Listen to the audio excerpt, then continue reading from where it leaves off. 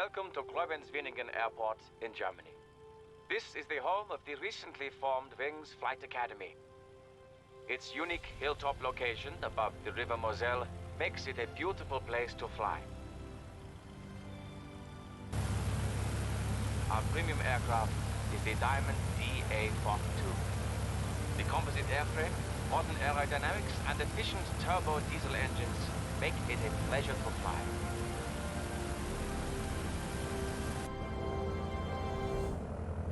The cabin is modern, well equipped with G1000 glass cockpit, making it a fantastic platform for both multi-engine training and later instrument flying. Diamond has also removed much of the complexity of operating a twin-engine aircraft, and you'll see what I mean once we get going. This is an easy aircraft to transition to from single-engine experience. We'll start by getting familiar with how the DA42 flies, then we'll start your multi-engine training. This generally involves single-engine operation. Multi-engine training is all about dealing with an engine failure. Flying with two engines is easy. Flying a twin on just one engine is more complicated. Flying a twin isn't much different than flying a single-engine aircraft. It's bigger, faster, and things happen quickly. You'll have to be on your toes. Are you ready? I'll get our clearance. Koblenz ground, Delta Golf Echo Lima Romeo from Wings Academy, ready to taxi, VFR to the east. Delta Golf Echo Lima Romeo, Koblenz ground, clear to taxi to runway 06. Cleared to taxi to runway 06, Delta Golf Echo Lima Romeo. You have the flight controls. Taxi us to the runway.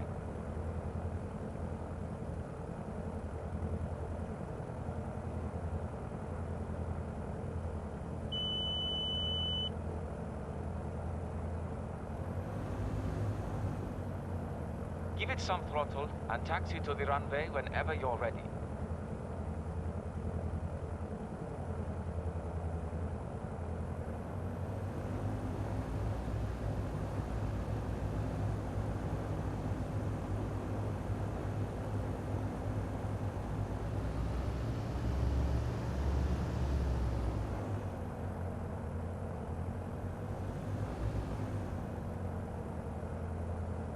Okay. Follow the yellow line to the right ahead of us. We are going to continue taxiing to the end so we can use the entire runway. Taxiing a twin is no different than a single-engine airplane. Keep the speed down. It will get there.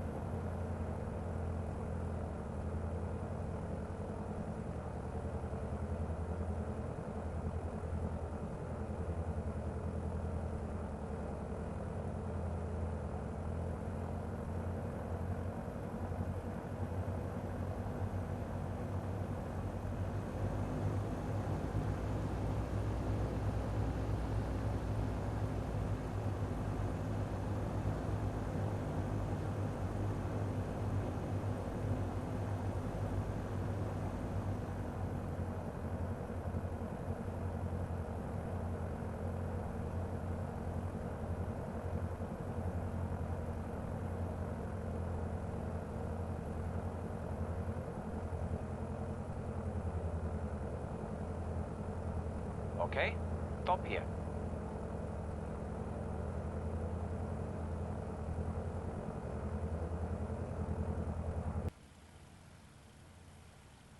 You see the arrows on the runway ahead? That indicates a displaced threshold. I've seen qualified pilots forget this, so I'm reminding you ahead of time. We can take off on a displaced threshold, but we are not allowed to land on it.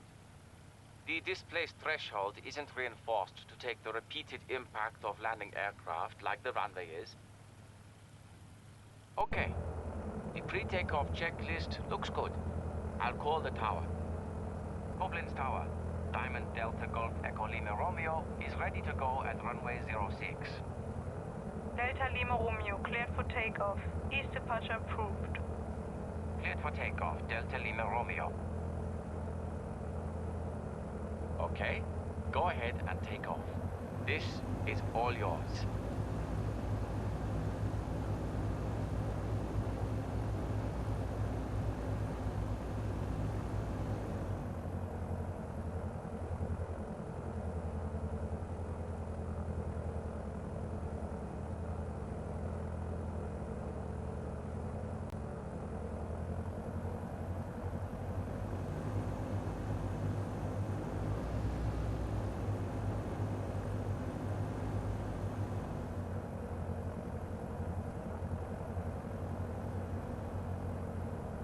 Takeoff is no different than any other aircraft. Line up and slowly move the throttles to full.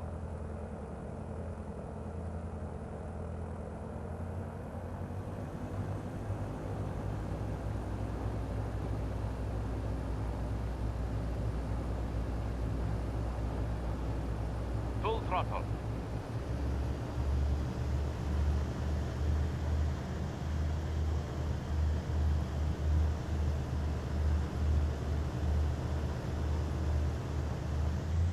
Good. Lift the nose at 80 knots.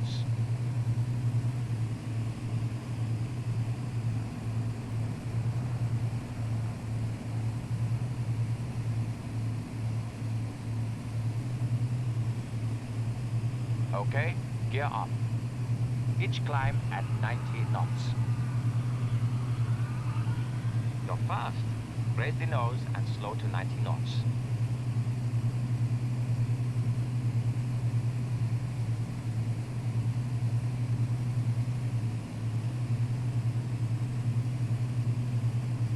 Looking good. Right on speed.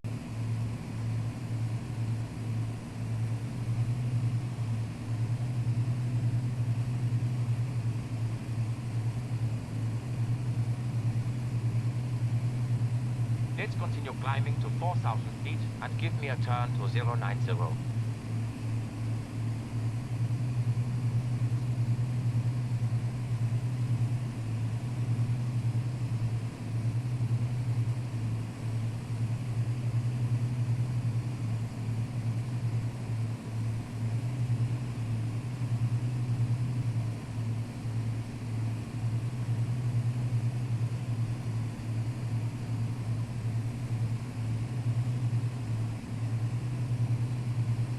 To the right of 090.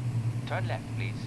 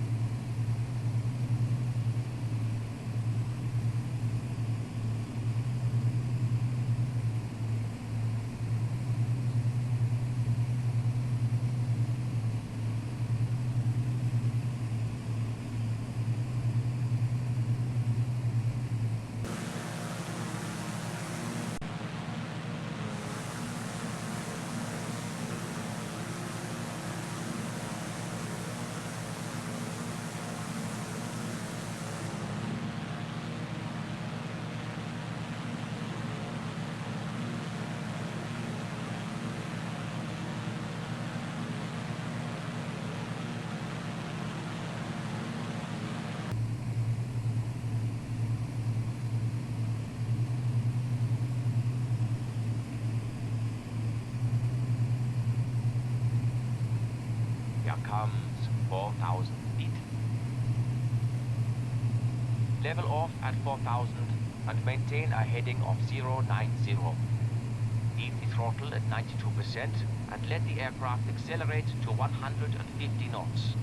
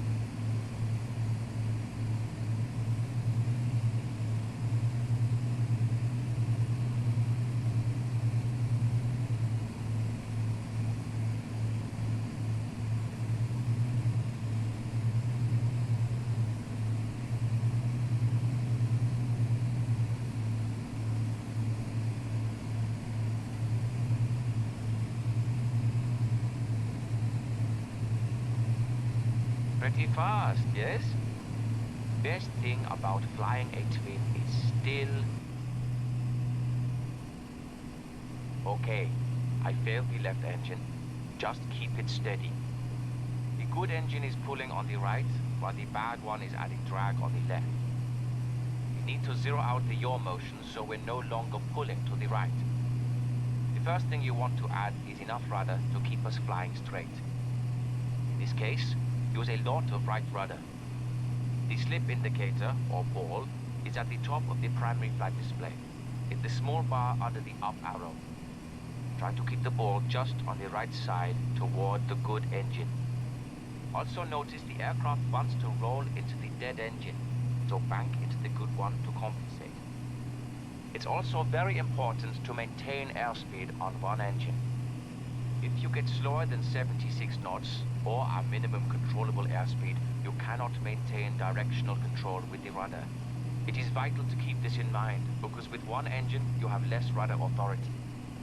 Once you've got the rudder under control, you can adjust power on the good engine. In any other twin-engine aircraft, we'd have to feather the prop on the bad engine. But the DA42 does that automatically. Another good reason to transition into twins with this advanced aircraft. Last thing we do is secure that inoperative engine. I'll do that now. Engine master goes off, alternator off, fuel selector to off. Okay, engine secured.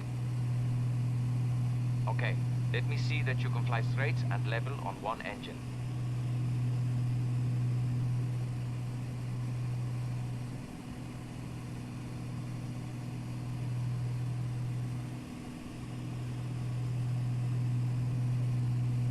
Watch out, we're getting too slow.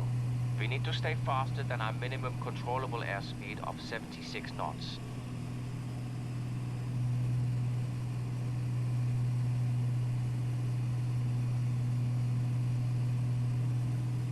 We're still slipping. Adjust rudder pressure to center the slip indicator at the top of the PFD.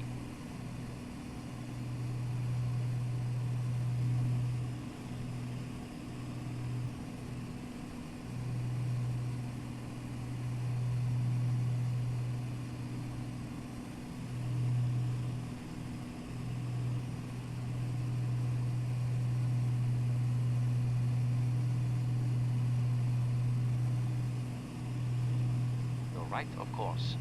Fly 090 degrees. We're a little low. Try and climb back to 4,000 feet.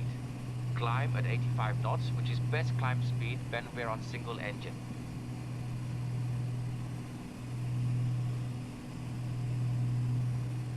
It's still too slow. Can you add any more throttle?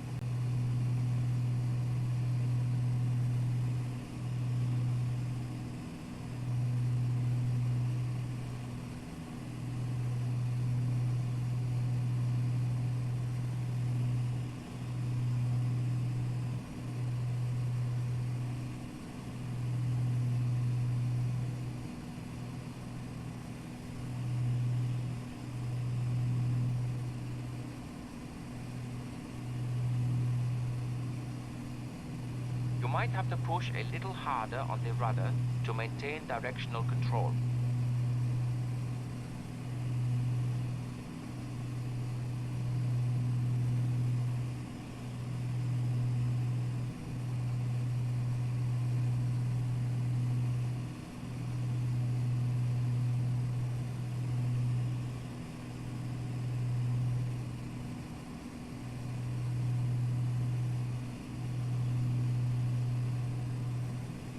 Okay, good. Now let's make a turn back to the airport. It's dangerous to turn toward the dead engine, so turn away from it when at all possible. Go ahead and make a turn to 240 degrees. Turning away from the dead engine is slow. Just take it easy and make sure to keep your side slip to a minimum.